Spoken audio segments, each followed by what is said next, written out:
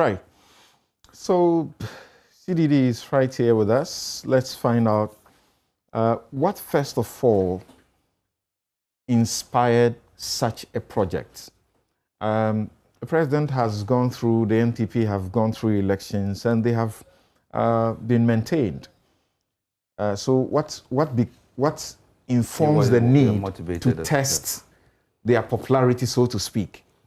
Well, thank you very much, and good morning again to our viewers and listeners. So, as a research think tank, we are always looking for ways in which we can get citizen voice, to inform public policy. If we had resources, we had an endowment, there will be more than we will do than even this. In reality, you want to be able to have a very good system, almost like a panel study, a core group of citizens. You can change them over time that would, on any government policy implementation, to get feedback and constantly have that kind of engagement. So we've done pre-election surveys, and we started pre-election surveys for the first time in 2016, and we were able to repeat it in 2020.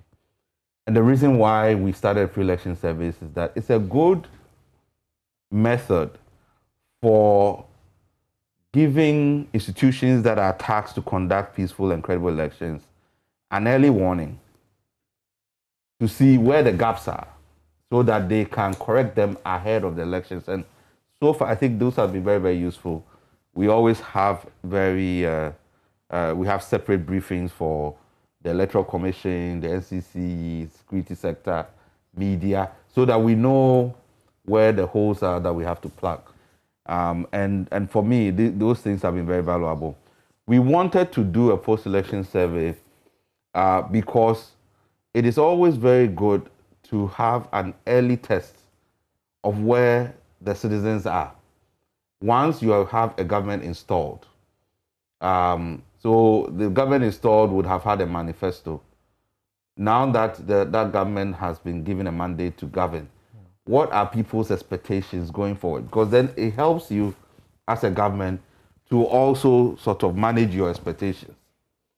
And you're looking at the policies that they're doing. A post-election also would try to get an early sense of what do people think about the election that just passed. We have some of those questions, but in this release, because it's so far away from the last election and we've had debates, we had a court case and all of that, we've not really delved into those things. But the key is really to get an early feedback. What are their prospective evaluations looking forward to all the things that have been promised? And what do they expect government to do? And that can always guide government to manage how it is going to implement those policies. So that is the motivation. As I said, if we have resources, it is something that we'll do every time, and we even to do more half year. So in the middle of, you want to be able to do that assessment and so on and so forth. So that's really the motivation. On the views on policies, rule of law, and governance, the survey reveals that fewer than half of Ghanaians are optimistic that in the next 4 years, the Akufo-Addo NPP-led government will perform much better in addressing educational needs, providing reliable supply of electricity, maintaining roads and bridges, and providing water and sanitation services. Then only 1/3, that's 35%, are optimistic about government's ability to reduce crime. Only about 3 in 10 Ghanaians, or fewer, are optimistic about government's ability to fight corruption. So you have 30%. And promote collaboration between the ruling and opposition parties. In general, most Ghanaians expect changes in the way the Akufo-Addo-led NPP government handles a number of national development issues in the next 4 years. I'll read just this one last one, and then get you to speak to it. Majority of Ghanaians, 52%, are confident that the second Akufo-Addo-led MPP government will consolidate the gains of the free SHS program, but a similar proportion, 57%, have no confidence in government to expand the 1D1F initiative across the country. Okay, thank you. So there are two sets of questions in terms of the results that you have just shared. One is to do with a prospective evaluation of government service delivery. So the question is, looking ahead, do you expect the following conditions to be better or worse by the end of the Akufo-Addo second term? And you're right, educational needs, 45% say it will be much better or better. And then if you compare that to, say, reducing crime, which is 35%, saying it will be much better or better. And then you have 41% saying it will be much worse. When I look at, and actually when I was coming, I went back to the pre-election survey data, just to look at what was the evaluation of performance. Because I think if you look at the two data points, some of the stories are consistent. Right? So in the, if I can just get it. So if in the pre-election survey, these were the performance ratings for government. So preventing the spread of COVID-19 was almost 83%. Electricity supply was very high, 76%. Educational needs, 75%. So that's almost always been on a positive track. Sanitation, 68%. Preventing political violence, 66%. Reducing crime was 58%. So even though there were very high, ratings, even in the pre-election survey, fighting corruption was 50%. So when you see this current sentiment after the election, after a couple of months of the government being in operation, for me it's not surprising. It's quite consistent. I can actually go back to 2019 of the Afrobarometer survey also to look at the issues of corruption and other evaluations to show the same sentiment. The story I read from this is that when it comes to free SHS, it's clear that there is popular support for it. People, after a certain number of years of implementation, people still accept that it is making an impact on their lives, but they are also seeing the challenges. And that's why you see the 52%. The pre-election, the ratings were in the 80s and so on and so forth. But they are now seeing it, so they can relate to it. The planting for food and jobs, and then for expanding the one district, one factory, that is an interesting one. But that is not also surprising from the pre-election survey that we did in 2020, when we asked what is the assessment or delivery of the one district, one factory, it was 48%, right? And then the one village, one dam was 46%. So even, in terms of how people assessed in the first 4 years, for those particular initiatives, it was low. Now, why is that the case? And that's where sometimes it becomes very speculative, because this is a survey. You are not asking people their justifications for, but compared to, say, and this is hazarding a guess, compared to, say, free SHS, where it impacts on people directly, there's a large number of people who are benefiting because they have wards who are going to secondary school. The one district, one factory, it's building a factory in a district. We know that the numbers are not many, right? And for a lot of these factories, maybe they are now even going to construct and so on and so forth. So people are not directly feeling it. So when you ask them, they haven't seen a factory in their district, they're not going to say that it's likely that it will happen. And then they have looked at the 4 years and the rate at which the factories are coming up and decided that, at this rate, we are not likely to accomplish what we want to do. 1 million one constituency. Just this week or so, I think he commissioned one such a one. Yeah, I think a rubber factory or so. Now, is it your sense that the people had a sense that this was a promise for the first term, and very little has been delivered? Otherwise, it is being delivered, is it not? Well, so that's the question that the nuance I'm trying to deal with. That unlike a free SHS, a policy like a free SHS is easy to see the benefit if you have a ward or your family. A factory is a much harder, even though it's one district, one factory. And therefore, you say, if I see it in my district, and the point is that it might even be, these districts are huge. I mean, there are some districts that are huge. It might happen in, but at least you might hear about it. But if it's not happening at the regularity with which it's happening, and as I said, it's not all districts that are operational, all the factories that are operational. Some are starting off, and so maybe people look at the pace of it and say, we don't think that we will actually be able to accomplish it. 1 million one coins, I was just making an example of the 1 million one coins, which we tracked from 2017 to 2020.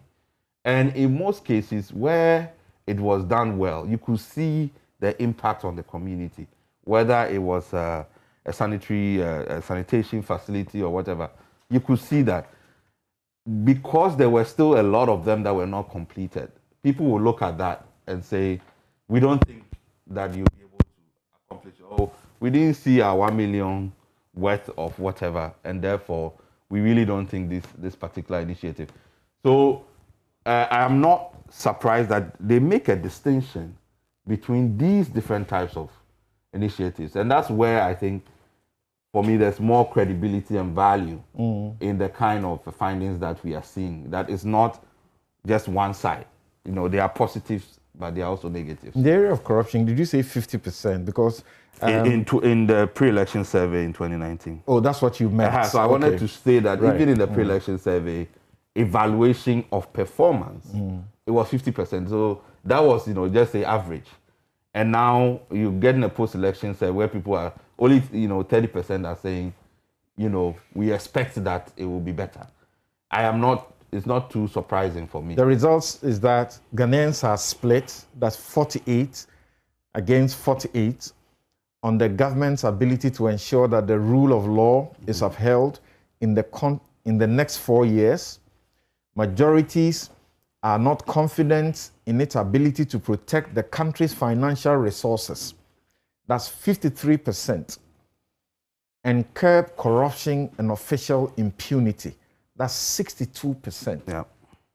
So this has gotten how bad? In percentage terms. It's so unless you want to, if you compare it to say 2019 Afrobarometer survey, and I have a slide here that a trend slide, which I think it would be useful.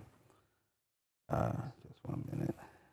You're still here on Newsfile. This is your most authoritative news analysis platform, and we are trying to go through the CDD's post-election survey that has very interesting things about governance presently.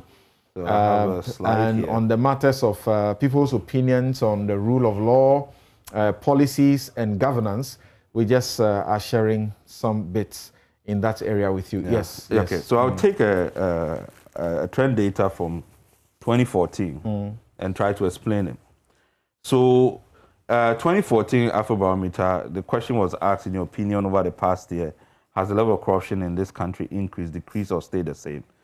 So 2014, you had almost 83% saying that's increased somewhat or a lot. And then 2017, it came down from 83 to 39, right? Saying that. So that was a big drop Now, what happened in 2017? A new government has been installed. There is confidence. The government ran on an anti-corruption campaign. A special prosecutor is to be set up, all that. So it drops. Then 2019, what happens?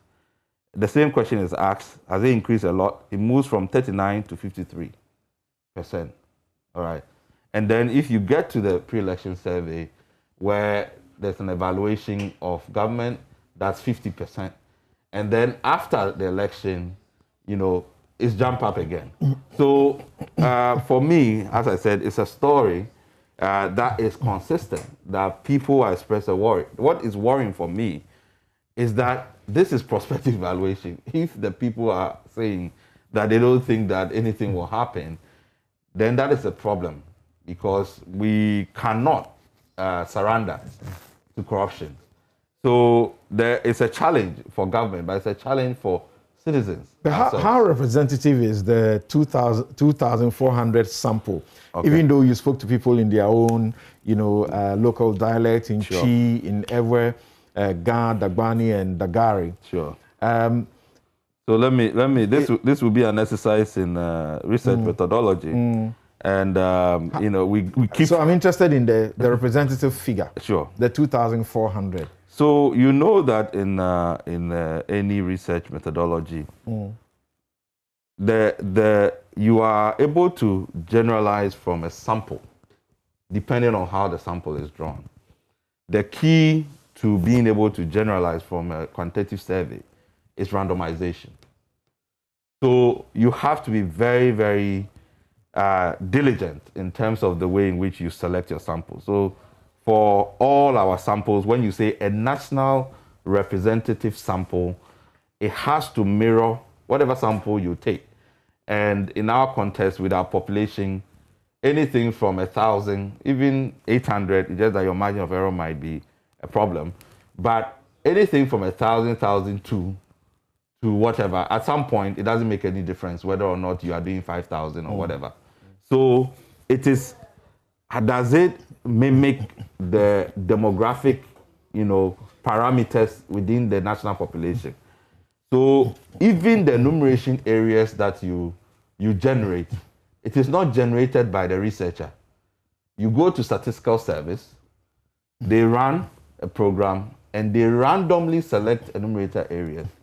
Wherever it throws you, that is your data point. You have to go and collect the information from there. But because we have been doing this for over 20 years, we even have additional steps. When you get to the enumerator area, you have a work pattern, which is also random. Then when you get to the household, there is a process for selecting a respondent, which is also supposed to help with the randomization, so that at every step, every single adult Ghanaian has an equal chance of being selected. That is what gives it the margin of error, in our case, plus or minus 2%, or the 95% confidence level. Right. But if you go through everything from formal education to religion, employment status, they are all mimicking the national population. What would be your preliminary comments on this, Sami? And there's a portion that I would like you to address directly, because the people have expectations of the 8th Parliament. They acknowledge that we have gone into an election where the NPP has lost as many as 32 seats, and that Parliament is presently split, 137, 137. And you have been handed a hung Parliament, and their expectations have been so clearly expressed. So we'll find out from you how you think you guys are doing in Parliament, and compare that with what people also think you are doing. Well, thank you, Samson, and good morning to you, good morning to the panel, and to all our viewers and listeners across the globe. First of all, I think it's important to commend CDD for this post-election survey. It's really useful. It will help us improve on evidence-based policy making. And those of us who are in the space as political actors, it helps as a guide, particularly if you look at the responses on Parliament, as you have said, on the expectations of the people, of public office holders generally. I mean, I paid attention to those slides. I mean, the people are saying that they want to see more accountability. They want to see integrity. They want to see honesty. They want to see respect for them. Right. You know, so these are very important guides that when you pay attention to, ultimately, it will help improve our governance architecture. Let me share just that bit with our viewers. And it's very disappointing. It's very disappointing. I've become aware that people don't want me to say things this way, but I'm sorry, I'm just tired of this thing. So I'll rather say it than play the ostrich. It's disappointing, terribly disappointing. Expectations of public office holders. Ghanaians expect politicians and public officials to be accountable for their actions. 40%. That's what they are saying. Show integrity in their work. 24%. That's how low. Be honest. 24%. So honesty. Respectful. 19%. And competent. Also 19%. That clearly is very terrible. Yes, you proceed with what you were saying. Yeah, so I'm glad you highlighted that. But if you come to the main body, if you look at how the questions were framed, public-private standard of politicians, public office holders. Ghanaians expect politicians and public officials to be accountable for their actions, show integrity in their work, be honest, respectful, and competent. And it provides a whole list of other qualities. I agree with you that on some of the variables, I thought that it would have been higher than what we have. But it's a very useful guide nonetheless. There are a few preliminary concerns I have. One, the timing of the data collection. I would have thought that typically for post-election surveys, it should be ideally within the month, maximum within the first 2 months. First quarter. This ran into May. The data was collected in May, I think from the 23rd of May to June. So it can blunt the efficacy of the outcomes somewhat. But I don't think that it should take away substantially. The other concern I have is with the survey sample. If you look at the adult population, the 2019 projection, you notice that for the Ashanti region, you can expect that as politicians will pay keen attention to this. For the Ashanti region, the projected adult population is 19.3%, but the survey sample is 19.5%, which is some 0.2% higher than the projected sample. But when you look at the Volta region, which is a 5.7% 2019 projection, you have 5.5%, a 0.2% lower. So, but I mean, because you're talking about a sample. Yes. So you're talking about a point, you know. So already, when you make the adjustments, well, it doesn't materially. It would not make any difference. Yeah, but you know, if it accumulates in terms of the weighting, but I don't think that it should you know significantly take away. It's just that I mean next time, because of these two competing regions, if we just be on the mark exactly, it will help. But then you'll be fudging it. So you have to be careful not to do that. Right. Yeah. Okay. But, no, not to interrupt you. No. I mean that's okay. Yeah. And then I also thought that in terms of the overview, how you couch the parliamentary questions outcome, it could be misleading. If you say the MPP lost 32 parliamentary seats, out of which 31 went to the NDC and 1 to an independent candidate, leaving both MPP and NDC with 137 seats each. That could be misleading. Because it's a net, you can say a net gain of 32 for the MPP, net. Oh, you're talking about net gain of 31 for the NDC, a net loss of 32 for the MPP, because it's not as though the 32 seats the MPP won, lost, I should say. The NDC won 31 out of those 32 seats. Because, because you know, because we were also losing some yeah. seats. We lost Hohoi, No, I take your point. Yeah, Karga and all of that. I take your point on that. So just those minor issues. But when you look at the overall work, it's a very useful But you are not guide. suggesting that that is factually inaccurate. Is that what you're saying? It's the interpretation. The interpretation is misleading. Okay.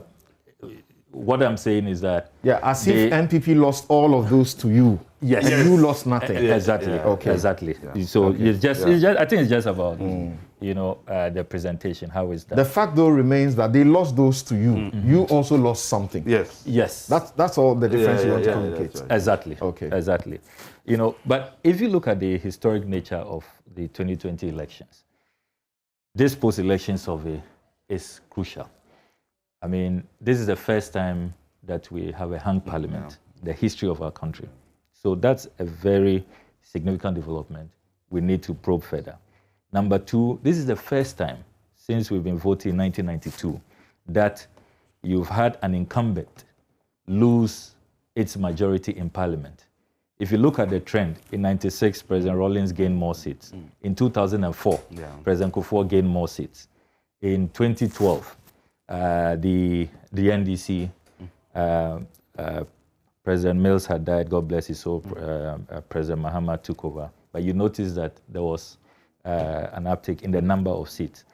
This is the first time that you have a president going into a second term and his parliamentary outcomes reduced. So I paid attention to the details there, and it's quite telling. You know, initially, before this survey, the impression had been created as though the problem really was just with the MPs.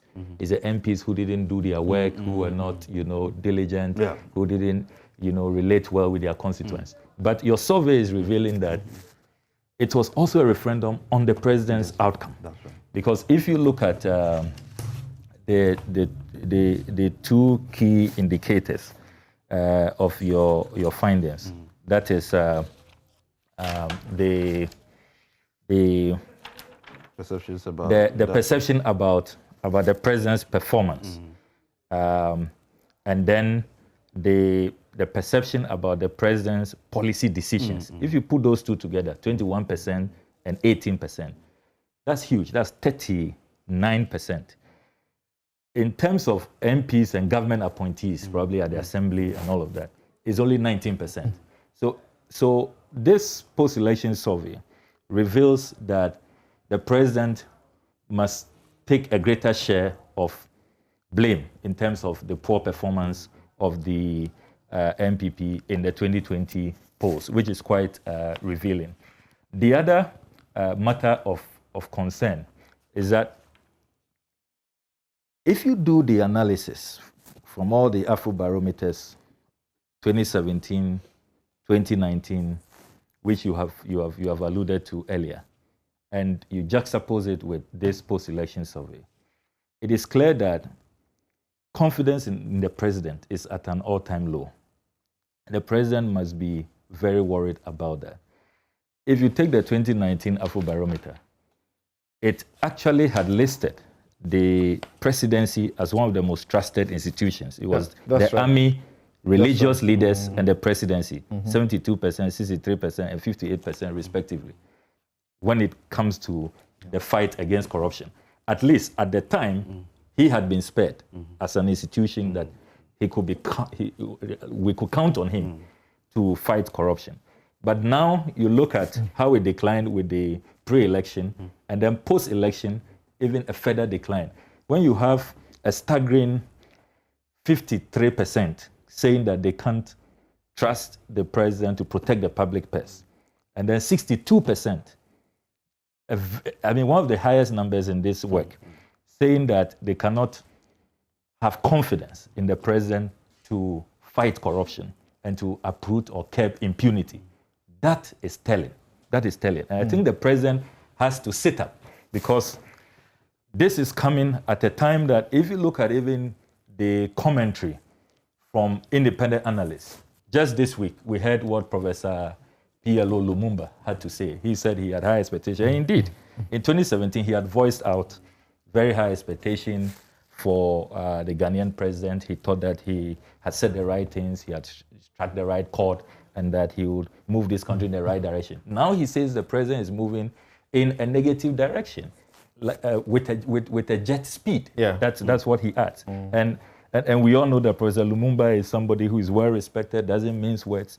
This week, on the Super Morning Show on this same network, Professor Adai said that, look, the corruption, fight, we are losing it. It's become too endemic, and we cannot even develop. Businesses cannot thrive because of how endemic he was not alone. Corruption has become. Emil Short too, has said the same thing. So all of this validate the work of CDD. That's why when I heard Mr. McMenu in the clip that you played earlier, saying that all of this is just propaganda, and should not be taken seriously, I thought that was not a good response